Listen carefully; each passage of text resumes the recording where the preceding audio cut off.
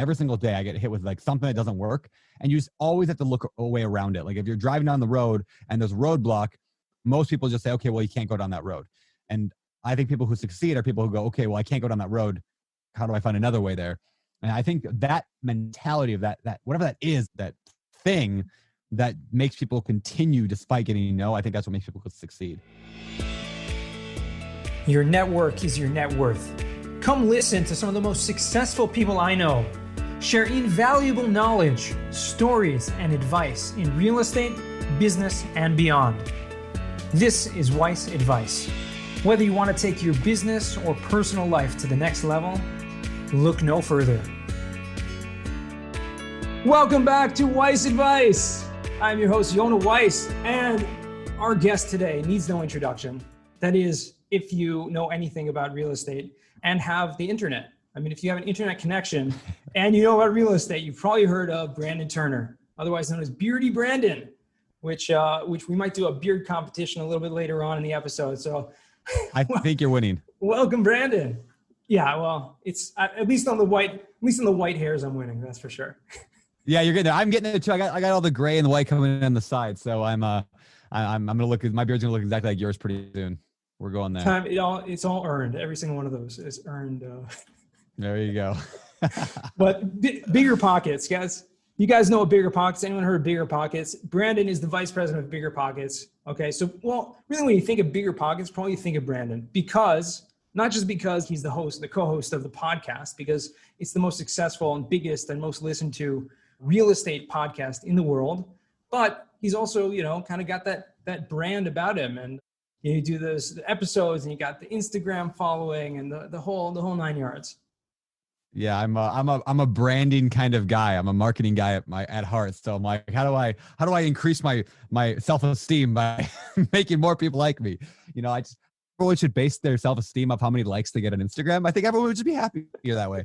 So don't do that at all. But I think it's amazing how you've grown BiggerPockets to something incredible. Whereas today, people relate, when they think real estate and they think the internet, the BiggerPockets, which is incredible. And I've noticed something which you may have seen this as well, but if you put any question into Google, BiggerPockets is usually one of like the first, at least for sure on the first page of answers that come up in the forums or in a blog.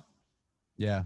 Yeah. Well, what's cool? The reason why is because BiggerPockets, like Josh had this really smart idea back in the day. So Josh Dorkin founded BiggerPockets. He's like, we could have like what most people do is like somebody teaches how to do real estate, which is, I teach how to do real estate, but he's like, what would be even more powerful is what if everybody or like a lot of people taught a lot of people how to do real estate? And Google's really like that. And people really like that. They're like, wow, you mean we can get more than one opinion, more than one piece of advice? Like there's multiple perspectives. What? And it really took off. So yeah, I think that's why you ask a question like, should I do a cost segregation study? The answer is usually yes, but not always, right? Because there's different perspectives there. It's like, well, maybe you should do this, or what's this look like, or what? And so when you have just a blog by one person, you get one perspective. When you have 1.7 million members all helping and teaching each other, you get a lot of perspectives. Yeah, tremendous amount of perspectives, and a lot of them really good because depending on what type of question or what area you're talking about, you have not just different opinions, but a lot of real experts on subjects that are involved there, which is incredible that you have people like, Brian Burke, who we've interviewed on this podcast, and, tons of accountants that are really, dealing in the day-to-day of the real estate.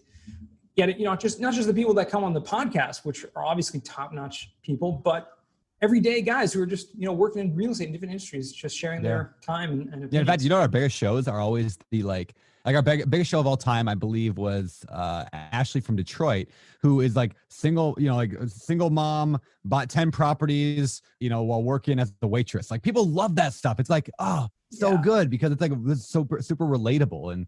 And you don't want to hear how the Grant Cardones of the world necessarily made their millions. You want to hear how like Ashley made her, 10 properties and got financial freedom in a few years. Exactly. That's a cool story. It's incredible how many people have been affected by this. I literally posted, and I'm very big on LinkedIn. I deleted my LinkedIn. I thought I did, though. The other day, somebody told me they found my LinkedIn. So now I think I got a spam LinkedIn account. You probably have like a faker. Yeah, there might be a fake account out there. But what's funny about that is, I have a very big following there, not like 150,000 followers on Instagram or whatever, but what I do have is I have a very engaged network. So I ask a question, I'll get like, dozens or sometimes hundreds of responses of people. Yeah, that's awesome. And one of the things I ask is like, who's heard of BiggerPockets? Like who's working on there? Who's using that platform? Have you gotten anything out of it? And I get so many responses of people who have like, because of BiggerPockets, I was able to do my first deal. I was able to get involved and jump into real estate. So that must be extremely rewarding. Yeah, it's a good feeling. It's cool because like when I think back of like when I got started, of all like the resources and the we didn't really have a lot of podcasts back then, but there were a few like those things that got me started. Now I look at them, I'm like, oh, they were so like it was so cool that they were just accessible like that, like the books I read. And so it's fun to be able to be a part of and help facilitate that with other people. And like, not just myself, but like the fact that I can, like we're here, you and I today are doing this thing, like and this is going to benefit other people in the future. So it's cool to be able to bring a lot of experts together to be able to share wisdom and advice over time, which is kind of like the spirit of BiggerPockets. Yeah, sure. No, that was me projecting what I feel is like the biggest thing. But for you, what's been the most rewarding part of helping to build, BiggerPockets and the community and the platform over the years? Yeah, I mean, there's a lot. I got a message the other day from a direct message on Instagram from a woman who said, just want to say thank you so much for I think the journal, the intention journal we came out with.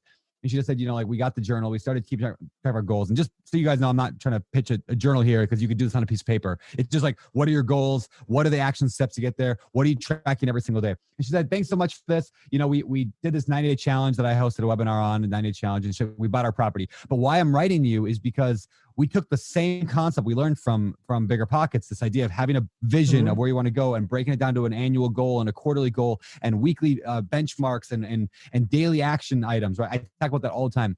We did that to my son who was not able to walk. His son had a disability and couldn't walk. And then she sent me a video of him walking. Wow. And she said, we applied the exact same thing. Like that was like, oh, like that's why we do this stuff. Like it's not just about real estate. It's just about in all areas of life you can improve by doing these principles and by following these, this advice. So that was pretty rewarding. Things like that. That's awesome. That's incredible. And you're so right. I mean, the one thing that I find amongst the real estate people, which is why I'm so passionate about the community and the industry, is I find there's so many people that they're just this kind of growth mindset, this growth orientation. They're people that are into self-improvement. Happens to be a lot of them follow, also, Tony Robbins and all these people that are trying to make themselves and their lives better, which will in turn affect those around them.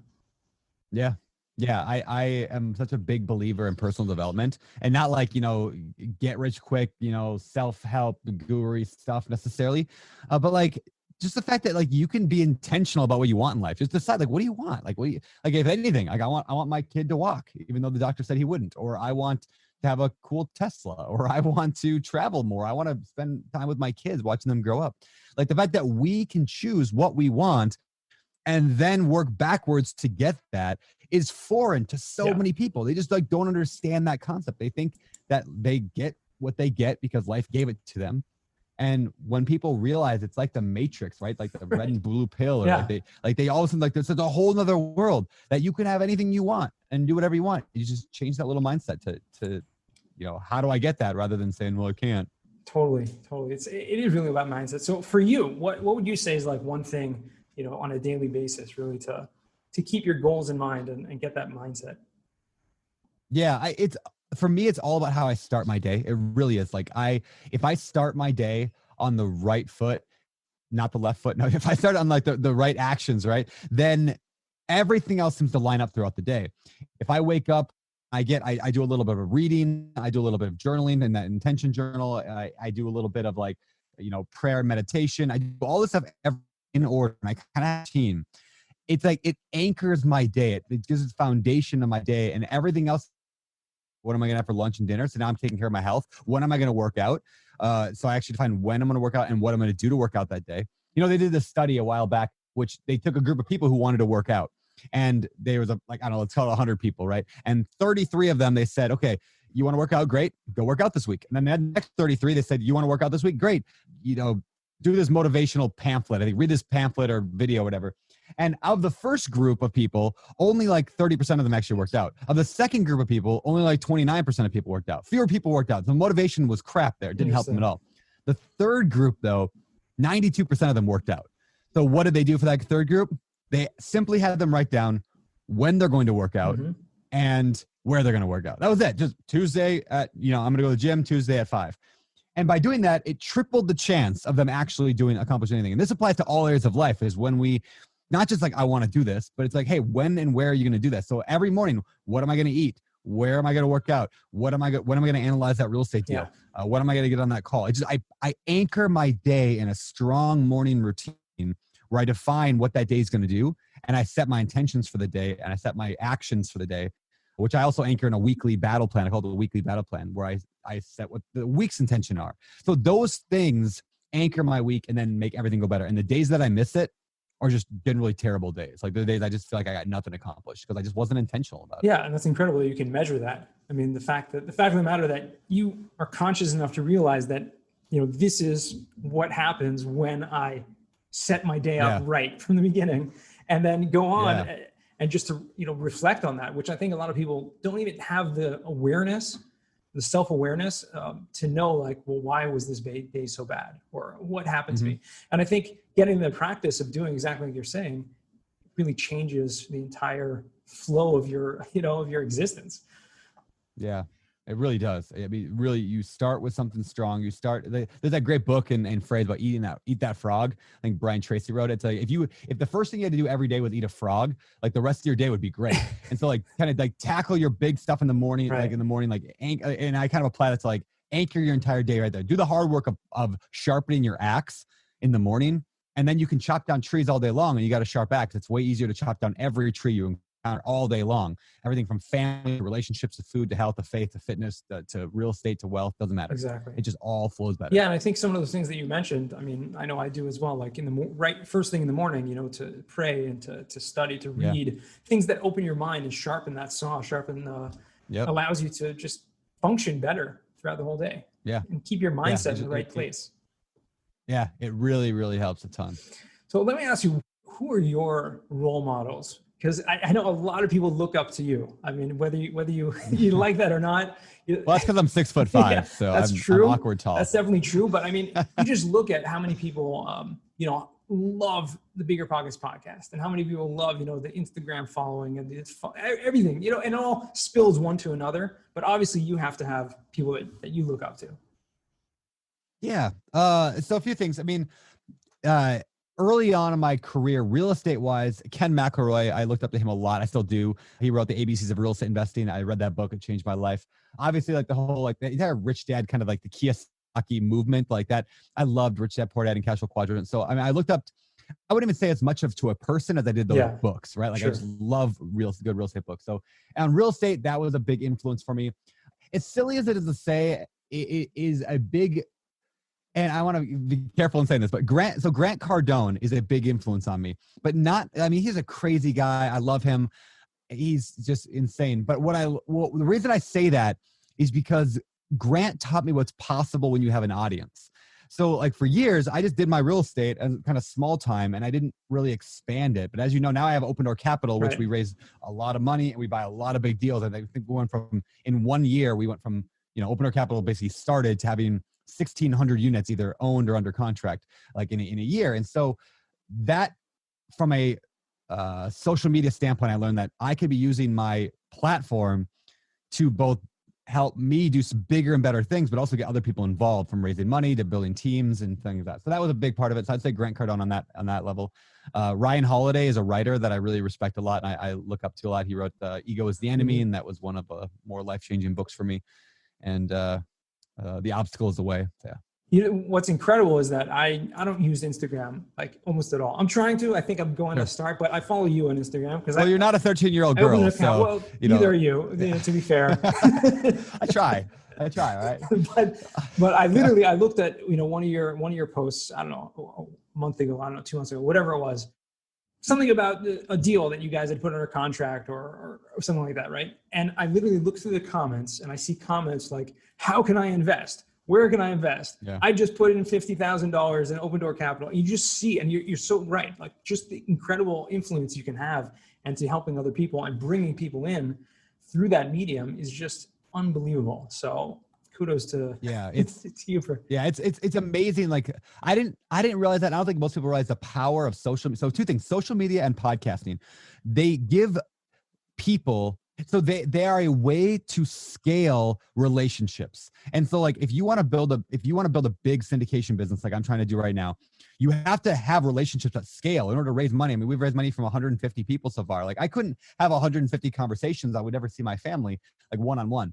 So, and I couldn't go through the details with every single one of them. So relationships at scale are built through podcasting, through webinars, through social media. Mm-hmm. And especially I find Instagram has been super helpful for me because what it does, it makes people not just know that I'm good at real estate. I mean, most people probably realize I'm good at real estate, but there's a lot of people good at real estate that I wouldn't give my money to, mm-hmm. right? But it helps them know my character, right. My integrity, and a lot of it's just in the way that I deal with my daughter, the way I talk about my wife, the way that I treat my employees. Like people see that and they invest because they see my heart or who I am versus just this is what he wrote on a blog post or this is what he wrote in a book. So yeah, if you're listening to the show right now and eventually you want to raise money at some point, get active on something that you can start building relationships, that you start adding those stories on Instagram or on Snapchat or whatever it doesn't matter what you use. You can use LinkedIn. TikTok. Like, you can use TikTok. You can do like dances on TikTok and sell your information to the Chinese government. It's great. Like, I mean, whatever you want to do, just do it, but be consistent with it and start building that platform. 100%. Yeah, it's so true. It's really incredible. And just another thing that you mentioned there, just the fact some of your role models leading up to, like Kiyosaki, right? I think it's fair to say that what he did in the 90s of building this huge marketing and this whole, movement of people that didn't necessarily look up to him, but the way that he marketed it and the philosophy mm-hmm. behind it, I think that that you and BiggerPockets is like that now in this generation. Building that. Oh, thanks. And the same movement, the same waves, that came through that. It's helping as many, if not more, people now. Yeah. There are definitely a lot of similarities there, especially like if you look at like the publishing world, like BiggerPockets books now, like we have 28 of them, wow. I think, or something like that. And so like, it's like a series, just like the Rich Dad had the series. Yeah. There's definitely a lot of similar connections there, which are fun to see. Because again, it just blows me away, and I'm super honored and grateful to have been lucky. I mean, I would tell luck, like that got me here, largely luck on that path to be in that boat where I can like be with a team of people at BiggerPockets to do cool stuff. That is really cool. It's amazing. And it is a big team. And I think the incredible part is now, I mean, you're in Hawaii, right? And you got a whole team out there in Hawaii, but the people on the team are in Denver or all over. And nowadays with the technology and with everything, you can really be anywhere. Yeah, it's pretty phenomenal. The fact that we have people in the UK, we have people in Denver, we have people here on the East Coast, we have Washington, D.C., you can do almost anything online. I think that's this whole COVID mess. I think that if the biggest impact I think this will make on the world is the fact that it's going to move so many more people into working from home and going to school from home, because they're going to realize, it forced everyone to do it. Like, it's like, I like to say like my dad is like, he's an old dude and he would never like drive Uber. Like, even though he should go drive for Uber. Cause I think, maybe not right now with COVID, but like that would be a really good job for him, but he would never do it because like, he just doesn't like have the initiative or a reason to go and learn how to use a smartphone in order to drive for Uber. But if he was suddenly forced to go do it, like you have to do it today, it's the only choice, he would do it. And then he'd be like, oh, this is amazing. And then he would drive for Uber the rest of his life. And so like, this is like forcing people to go drive for Uber or whatever that thing is, right? That's going to make them realize, oh, this is way better than what we were doing before. And that's what's going to change the world, I think, more than anything.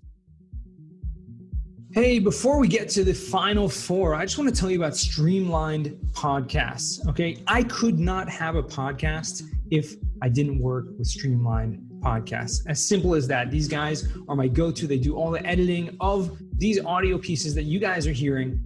And I really couldn't do anything without it. I literally tried to start a podcast for about a year, and it was just daunting to me to spend time writing show notes, to do the audio recording, editing, taking out the ums, the ahs, the spaces, everything. These guys make it sound so crisp, so clear, at such an affordable rate. And for my listeners and my listeners only, you're gonna be thrilled. If you're ever thinking of starting a podcast or you have a podcast, check them out at streamlinepodcasts.com. Set up a time to speak with them and use promo code WEISS, WEISS, and you can get 20% off your first month if you do end up signing up with them. I guarantee you it's going to be worth your while.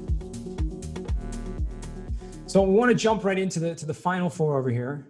But before we do that, would I get any copyright infringements if I also ask you the famous four? You may ask me the famous four. I'm going to do it. I'm going to ask. So Brandon on BiggerPockets podcast asked the same four questions. Well, him and his co-host. To every single person. I'm a big fan of the BiggerPockets podcast because who isn't? And whenever I have a couple hours, that's when I tune in. Usually I listen to it in segments. I appreciate that. You're the one listening. I knew there were like 3 listeners. My mom, you, and some other guy in like Yugoslavia listens right now. But right. I'm thankful for How many downloads are there now on BiggerPockets? I don't know, a few. I think we're gonna hit 100 million soon. 100 million. Okay, yeah, it's just a few. So the famous four, these 4 questions that Brandon asks every single guest that comes on the show.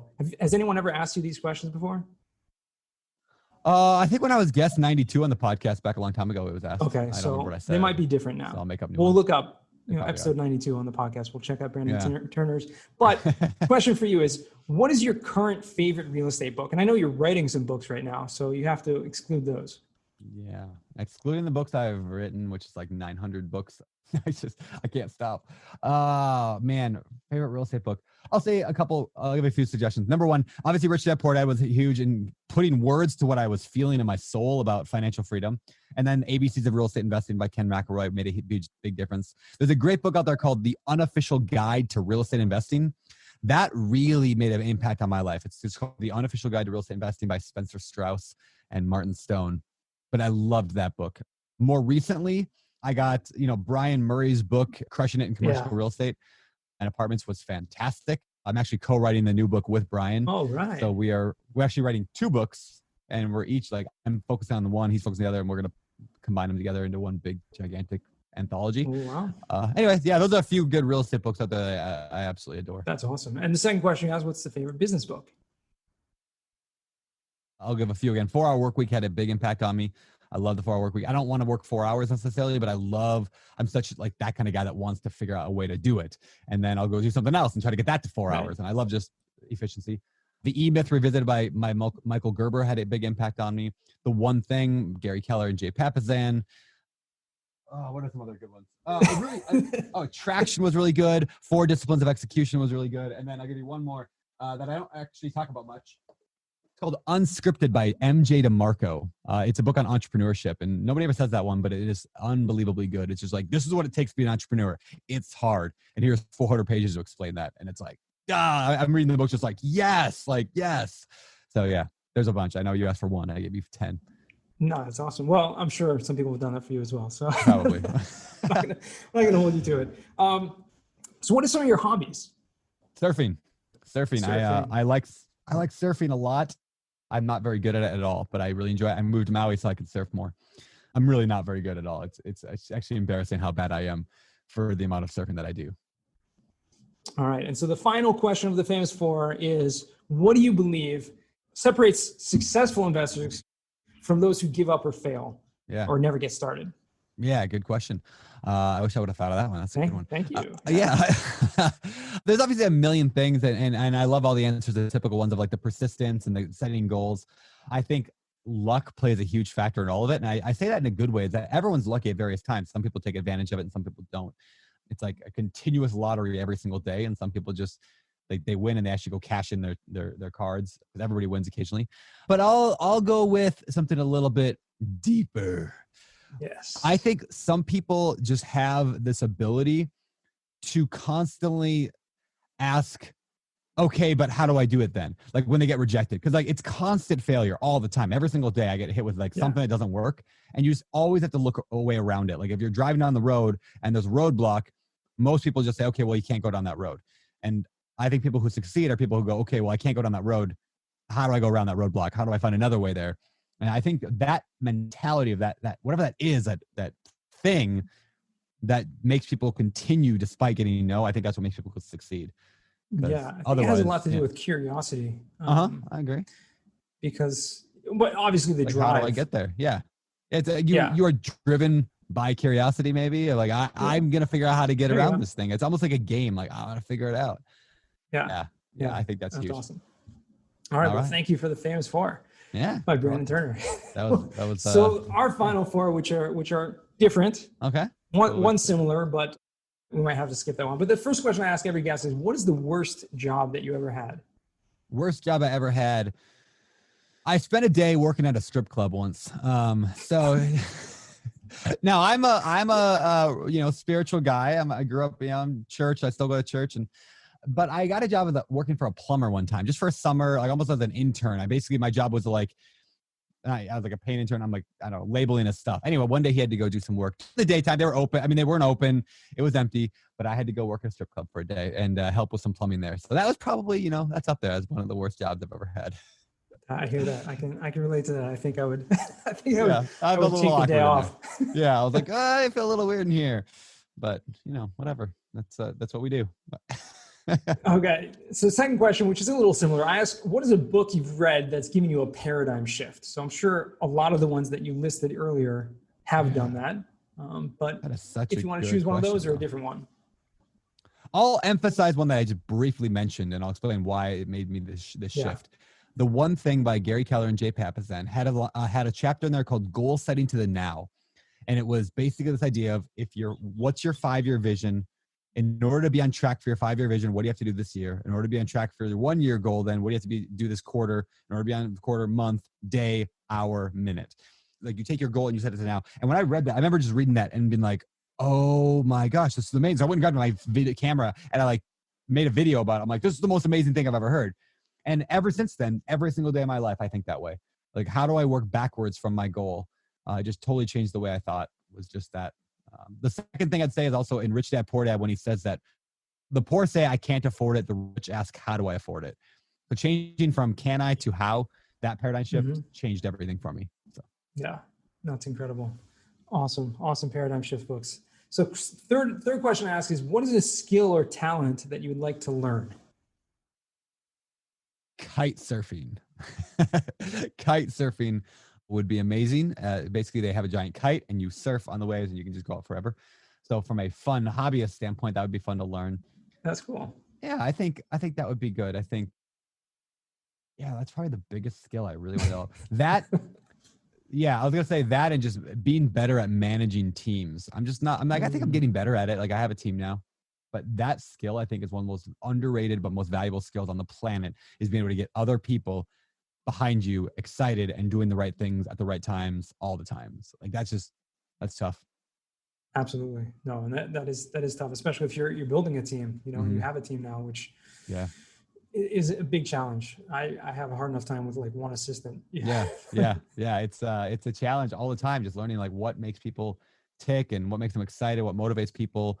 How do you treat them correctly? And that whole world of just building a team and leading a team, being a leader is just, and I don't think you can read it. I've read numerous leadership books and I've never once been like, hot dog, I'm a good leader now. I read this leadership book. Unlike real estate where I can be like, okay, now I know how to do real estate. I've never read a book on leadership necessarily that I was like, now I'm a good leader.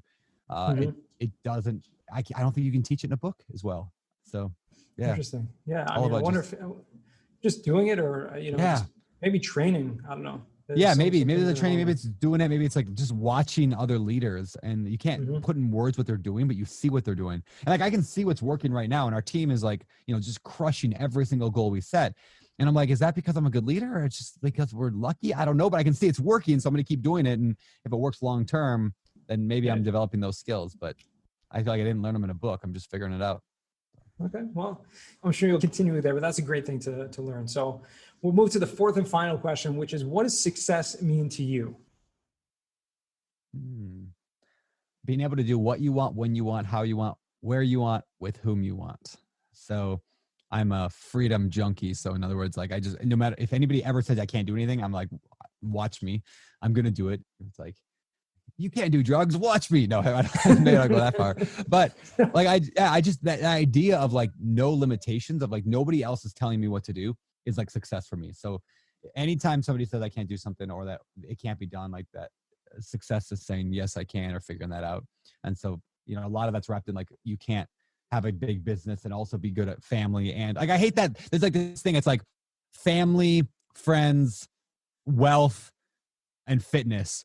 Pick two. You can only have two. I've read that online, that meme before. You can only have two. You can never have all four. And I'm like, BS. You can have all four. You can have all 10 of everything. Like if you work it. And I think I'm a decent example of where like I have kind of a lot of good things going right now in all those areas.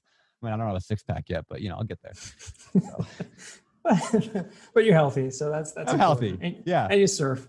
Yeah, I surf. But you know, the only, like, I say the six pack thing, but here's the truth. Like, it drives me nuts, the fact that I don't have a six pack. Not that I'm even working hard, but it's because like it's something that I haven't been able to do, and I want to be able to do what I want, when I want, where I want, how I want, with whom I want, right? And that goes against that. The same thing as like I went and ran a marathon or triathlon because it was like that would be hard, and I was like, as soon as I said that would be hard, I'm like, well, now I got to do it because I didn't think I could, so now I got to.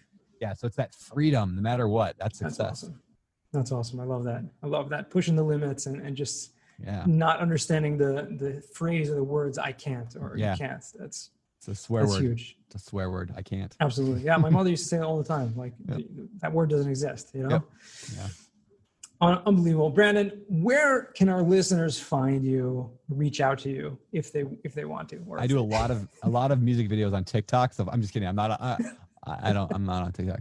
I have a TikTok profile. I don't engage on TikTok yet. You can't. You can't. Oh man, don't say that. Now I gotta go post myself dancing to Justin Timberlake or something. I am most active on Instagram, on the gram.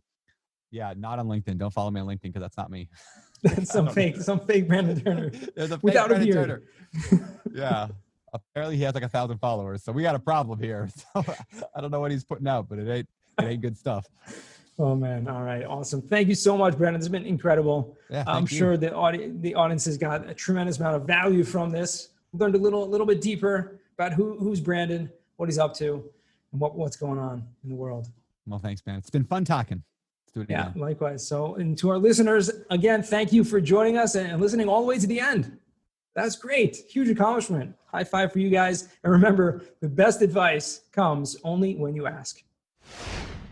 Real quick, I have one question for you. Did you like this episode? If you did, I want to ask you a huge favor. See, the biggest thing that helps this podcast grow and that will spread this message to the whole world is that if you leave a review, a rating, and subscribe to the podcast. What that does is it basically tells the platforms that this podcast is out on is that you like my stuff and I'm doing something right. So take a few seconds out of your day, hit that subscribe button, leave a rating or review. I would be extremely grateful. Also, I want to hear from you guys. So I want to hear some feedback. If you have any questions for future episodes, please find me on LinkedIn, send me a DM, a connection request, Yona Weiss, and I'd love to hear from you.